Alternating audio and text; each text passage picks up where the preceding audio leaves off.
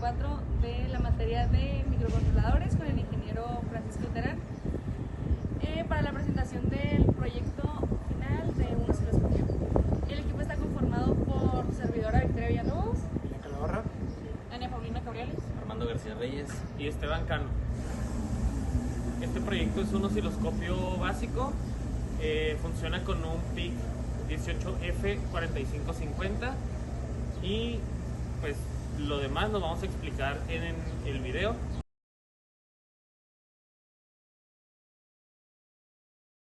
Nuestro osciloscopio cuenta con una protección contra sobrevoltajes y contra subtensiones. Por subtensiones nos referimos a voltajes de valores negativos. Esto se alcanza debido a que estamos trabajando con corriente alterna y a que nuestra señal de AC se monta sobre 2.5. Entonces es posible que si se tiene un voltaje, digamos, de más menos 8 volts, aunque lo monte uno con 2.5, va a tener voltajes negativos. Esta protección se implementó con diodos Zener y con un diodo normal, un 1N40001. Como se alcanza a ver en el osciloscopio, pues se alcanza a ver ese recorte. Y las razones por las que se hace esto es porque nuestro osciloscopio, o en este caso la PIC, no permite que nos pasemos de 5 volts para la lectura de señales para nuestro convertidor de análogo a digital. Entonces tiene que ser máximo 5 volts y el mínimo voltaje que permite la PIC inverso, que permite que no se lastime, es de menos 300 milivolts. Entonces, debido a que está montada y que el Zener nos proporciona una caída de 5, llegamos a tener voltajes negativos ya por la polarización directa del Zener, que más o menos pueden llegar hasta los menos 1 volts. Y es necesario poner un diodo normal, por así decirlo. En este caso usamos el 1N4001, que nos da esos 600 milivolts extras de caída para que la subtensión no se alcance. Como se alcanza a apreciar en pantalla, pues más o menos son menos 300 milivolts a lo que protege. Entonces esta sobreprotección de voltaje nos permite cuidar nuestro peak y mantenerlo dentro de ese rango de 5 volts máximos y menos 300 milivolts mínimos. Si la señal de onda se llega a pasar de eso, se corta la señal, no lastima nuestro peak. Entonces eso nos deja con un osciloscopio que nos permite medir señales de AC que quepan de 0 a 5 volts. En este caso sería con voltajes de magnitud de más o menos 2.5 volts. Bueno, y para nuestro protector de voltaje lo que nosotros estaríamos utilizando es el siguiente circuito. Tenemos nuestra fuente de corriente directa, de voltaje en corriente directa, de 5.1 volts, que es también lo que utilizamos para alimentar la PIC. Vamos a utilizar un potenciómetro para crear un divisor de tensión. Este potenciómetro lo que nos va a ayudar a hacer es a generar una tensión, que es donde nosotros vamos a estar acoplando nuestra señal de AC. Para nuestra señal de AC vamos a necesitar nuestro generador de funciones, vamos a necesitar nuestro capacitor y la salida de este capacitor es la que tiene que estar conectada al divisor de tensión del voltaje corriente directa. La tensión que nosotros encontremos en el nodo central será la tensión que nosotros estemos montando en la señal de AC. Es decir, que si la tensión aquí es de 2.5, el punto de referencia de la señal de AC se va a mover hacia esos 2.5 volts. Si nuestra señal de voltaje pico a pico fuera de 5 volts, es decir, de más 2.5 volts a menos 2.5 volts, significa que al nosotros montarla sobre una señal de 2.5 volts de corriente directa, lo que estaría sucediendo es que de los 2.5 volts a más 2.5 volts llegaríamos a 5 volts y a los menos 2.5 volts llegaríamos en realidad a 0 volts. Esto pues cumple con las especificaciones de nuestra tarjeta, que solo soporta voltajes positivos entre 0 y 5 volts, de lo contrario se quemaría. Ahora, esto solo es para montar nuestra señal de AC sobre nuestra señal de DC. Para la protección del circuito lo que nosotros vamos a necesitar es un diodo y un diodo Zener. El diodo que utilizamos nosotros fue un 1N4004 y el diodo Zener que utilizamos fue un 1N4733A.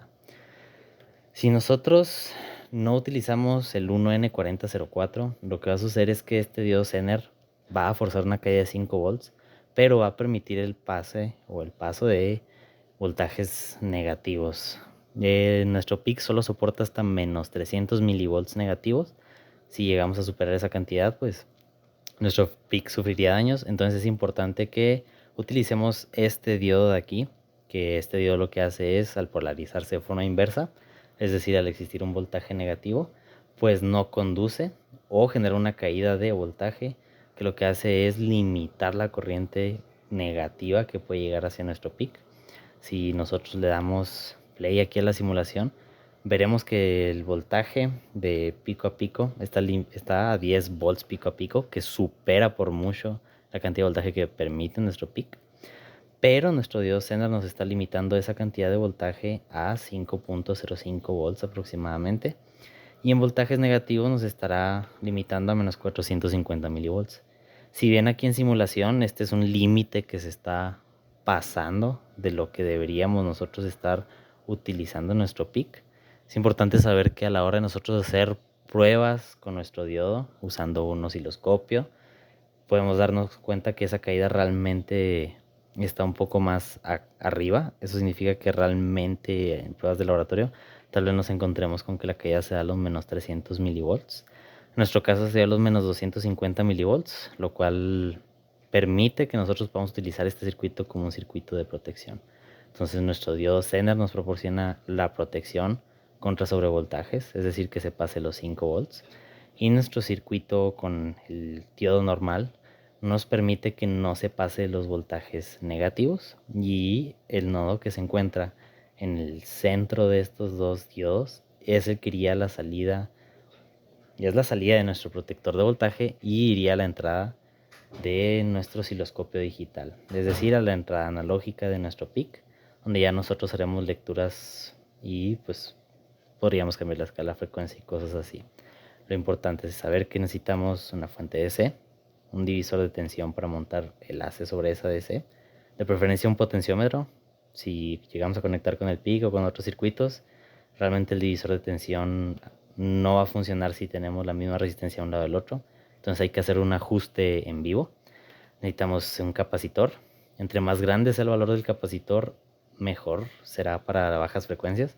Pero el problema con un valor más grande es que como tenemos un circuito RC, lo que va a suceder es que los tiempos de carga y descarga del capacitor se van a aumentar y nuestro osciloscopio va a responder un poco más lento.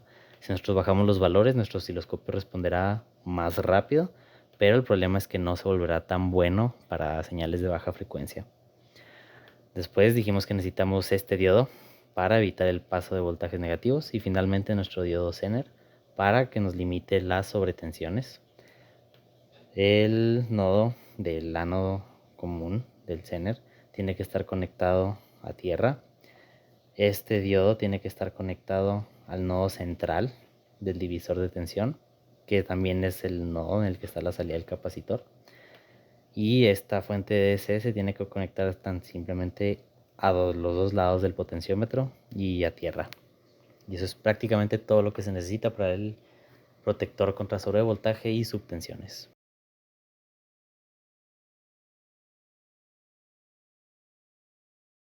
Primero que nada, se incluye la librería del PIC 18F4550, que es el microcontrolador que estamos usando en nuestro programa para diversas funciones. Después, se le asigna una resolución de 10 bits al convertidor análogo digital y se hacen ciertas configuraciones de hardware. Para el protocolo I2C se le asigna el pin B5 a SDA y el pin B4 a SCL.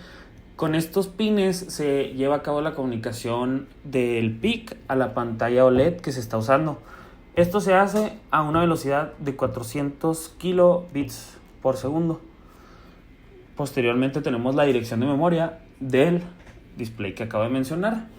Es la 0x78 en hexadecimal. Luego tenemos accesos directos a registros del convertidor análogo digital.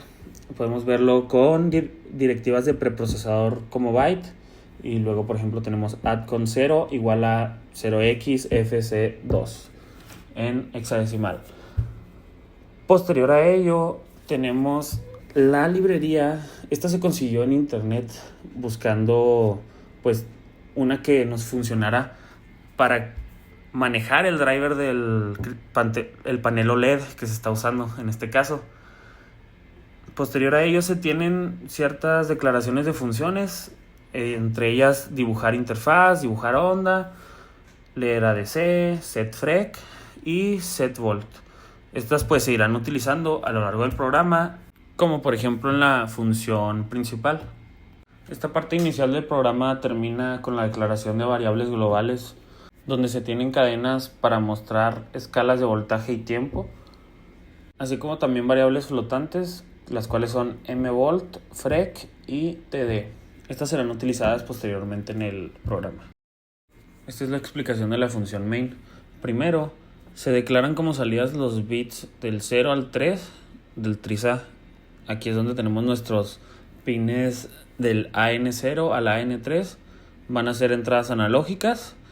Y después, en la siguiente línea, se selecciona el reloj interno del PIC para el convertidor análogo digital. Posteriormente se tienen algunas configuraciones. Esto se hace modificando los bits de los registros ATCON 1 y 2.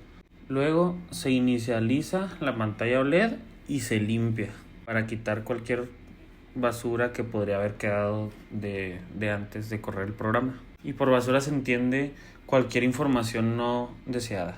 El programa sigue con un bucle infinito, while true. En este bucle se declaran variables de 16 bits para el potenciómetro de voltaje, que va con el ADC1, y el potenciómetro del tiempo, al cual se le asigna el valor que se lea del ADC2. Después se calculan los factores de escala con las variables anteriormente mencionadas. Y finalmente se utilizan las funciones de dibujar interfaz y de dibujar onda. La de dibujar interfaz tiene las variables mVolt, Frec y TD como entrada. Estas son variables globales que ya habíamos declarado en nuestro programa anteriormente.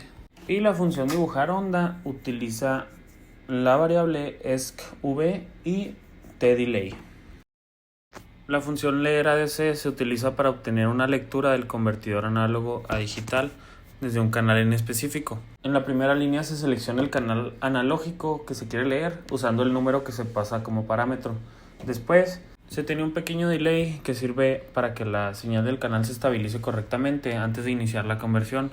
Y luego, ahora sí, al activar el bit de inicio, se lleva a cabo la conversión analógica a digital. Con la línea que dice while go down, el programa se mantiene esperando hasta que el ADC termine la conversión. Esto sucede cuando el bit go down vuelve a 0. Para finalizar, pues la última línea que dice return read ADC devuelve el valor convertido en forma digital para que pueda ir de 0 a 1023 dependiendo del voltaje de entrada. La función setVolt determina la escala vertical de voltaje para representar correctamente la amplitud de la señal en el display OLED. Esto permite que el usuario ajuste qué tanto se amplifica o atenúa la señal mostrada. La función recibe como parámetro el valor leído por el ADC desde un potenciómetro conectado a uno de los pines analógicos del PIC. Este potenciómetro actúa como control de escala de voltaje vertical. El valor recibido se compara contra rangos definidos y dependiendo del rango, la función realiza dos acciones. Número 1. Asigna una cadena de texto con la descripción de la escala vertical elegida, como por ejemplo 50 volts por división, 0.1 volts por división, etc. Número 2. Devuelve un valor flotante que representa un factor de ajuste de amplitud vertical usado para escalar la señal ADC y convertirla en coordenadas de píxel en la pantalla. ¿Por qué es importante el valor de retorno float? Este valor representa cuántos píxeles por división corresponden a la amplitud de la señal. Se usa dentro de la función dibujar onda. Ahí, BD, que es el valor retornado por setVolt, actúa como multiplicador o escalador vertical de la señal, permitiendo que se vea más grande o más pequeña en el display según la escala seleccionada. En resumen, setVolt interpreta el valor ADC de un potenciómetro como un selector de escala vertical de voltaje, asigna una cadena con la etiqueta correspondiente que luego es mostrada en pantalla y devuelve un factor de escala BD que ajusta la amplitud de la onda para su representación gráfica en el display OLED. La función setFrec se encarga de asignar el tiempo de retardo entre cada muestra de la señal, lo cual es crucial para simular una adquisición temporal coherente con una escala de tiempo, tal como lo haría un osciloscopio digital. La función recibe como parámetro un valor de 10 bits proveniente de un potenciómetro conectado a un canal ADC, cuyo propósito es ajustar la escala de tiempo. Dentro de la función se evalúa ese valor ADC en diferentes rangos.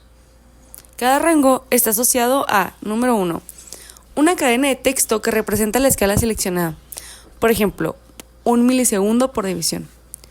Número 2, un valor para la variable global TD, que indica cuánto tiempo real en segundos representa cada división de tiempo. Y número 3, un valor de retardo delay val en microsegundos que será usado para espaciar las lecturas del ADC y así simular el muestreo temporal de una señal. La variable delay val representa el tiempo entre dos muestras consecutivas. Se usa más adelante en la función dibujar onda, donde se reconstruye la forma de onda en pantalla. Gracias a la variable global TD se puede estimar la frecuencia de la señal con una fórmula. Esta ecuación calcula la frecuencia a partir del tiempo transcurrido entre dos flancos de subida detectados en la onda reconstruida. En resumen, setFrec interpreta el valor analógico de un potenciómetro como un selector de escala de tiempo, ajusta una cadena de texto para mostrar la escala seleccionada al usuario, modifica la variable global TD, que define cuánto tiempo representa cada división en pantalla, y devuelve un valor de retardo que se usará en la función dibujar onda para espaciar las lecturas del ADC en tiempo real, simulando la adquisición de un osciloscopio. En la función llamada dibujar interfaz nos ayuda a dibujar la interfaz que se mostrará en nuestra pantalla OLED. Aunque por su estructura recibe algunos parámetros, estos no se utilizan de manera directa. Para la parte del dibujado, primero se declaran dos variables. La primera es una de tipo entero, la cual será utilizado para ciclos. Esta fue denominada i. La segunda variable es un arreglo de caracteres, los cuales se utilizarán para ayudarnos a convertir números a texto y de esta manera poderlos mostrar en pantalla. Esta variable fue denominada buffer. Luego de tener estas variables declaradas, se imprimen los textos que se van a mostrar. El primero es ITECH. Este se muestra en la esquina superior izquierda. Debajo de este texto se escribe el enunciado VoltM, el cual nos va a representar el voltaje medido. Seguido de esto, con la función sprintf, convertiremos las variables mvolt y frec a texto, lo que nos va a permitir escribirlo en la pantalla OLED. Y estas se escribirán justo debajo de los enunciados anteriores. Para la parte superior derecha de nuestra interfaz se van a mostrar dos etiquetas, las cuales provienen de variables, las cuales fueron tomadas en funciones anteriores. Estas etiquetas serán denominadas escala V y escala T, las cuales nos representarán tanto la escala de voltaje como la escala de tiempo. Finalmente tenemos el área en el cual se hará el dibujado de la onda. Esta área cuenta con tres partes. La primera es un rectángulo, el cual es dibujado con ayuda de la función drawLine. Este rectángulo será dibujado con ayuda de 4 líneas. Dentro de este rectángulo se tienen dos ejes, el eje vertical y el eje horizontal. Finalmente, con ayuda de dos ciclos for, serán dibujadas líneas segmentadas, las cuales serán paralelas tanto al eje horizontal como al eje vertical. Estas líneas nos van a ayudar a visualizar de una mejor manera la gráfica.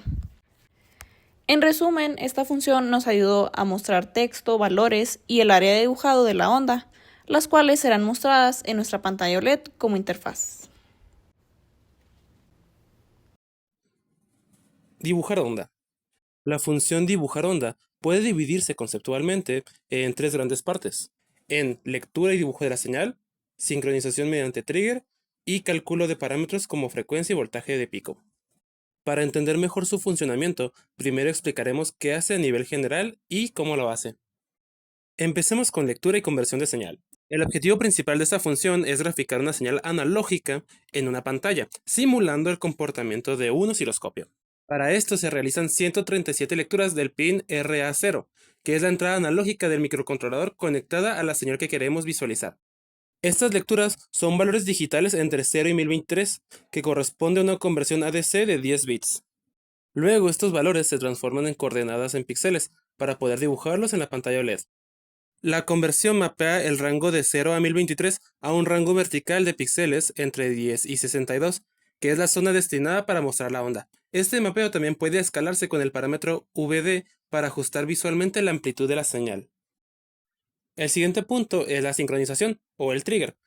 Cuando se grafican múltiples capturas de una señal periódica sin sincronización, la señal puede parecer que salta o se mueve debido a las pequeñas variaciones entre capturas. Para evitar esto, se usa una técnica llamada trigger o disparo. El trigger se ajusta mediante un potenciómetro que determina el valor de referencia o nivel de disparo. Este valor también se convierte en píxeles y luego se busca en las lecturas el primer punto que cruza este nivel.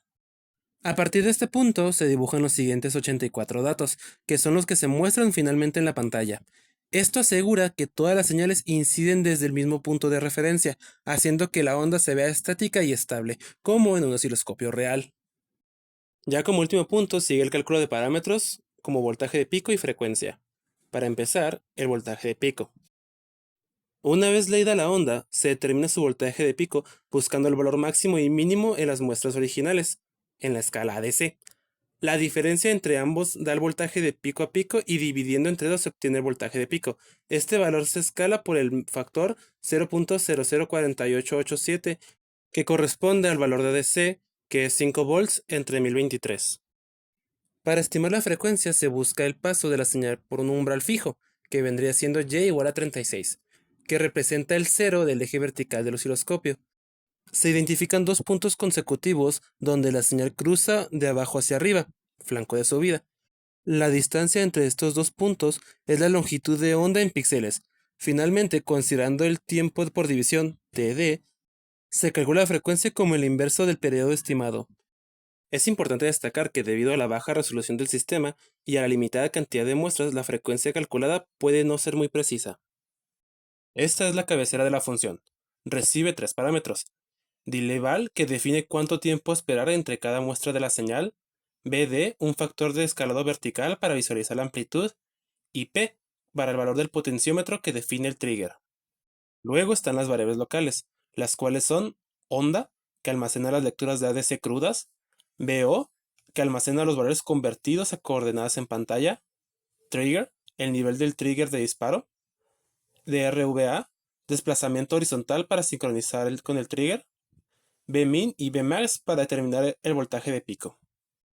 Aquí se muestra el valor del trigger, el cual se convierte el potenciómetro P, que es de un valor de 0 a 1023, en un valor de píxel, que va de 10 a 62. Este será el nivel en pantalla en el que queremos alinear la onda. Una vez calculado el nivel de trigger, se usa este valor para dibujar una línea horizontal punteada, la cual nos permite representar de manera gráfica el nivel de trigger en la pantalla OLED. Luego sigue la captura de señal, la cual se hace tomando 137 muestras del canal ADC0 con un pequeño retardo entre cada lectura. Esto forma una captura completa de la señal. Luego se toman los valores de ADC a coordenadas de pantalla. Aquí se convierten los valores de ADC en posiciones verticales en píxeles. La expresión centraliza la onda en el punto medio vertical 36 y aplica el factor BD para escalar la amplitud visualmente. Luego sigue la lógica del trigger, o la búsqueda del punto de disparo.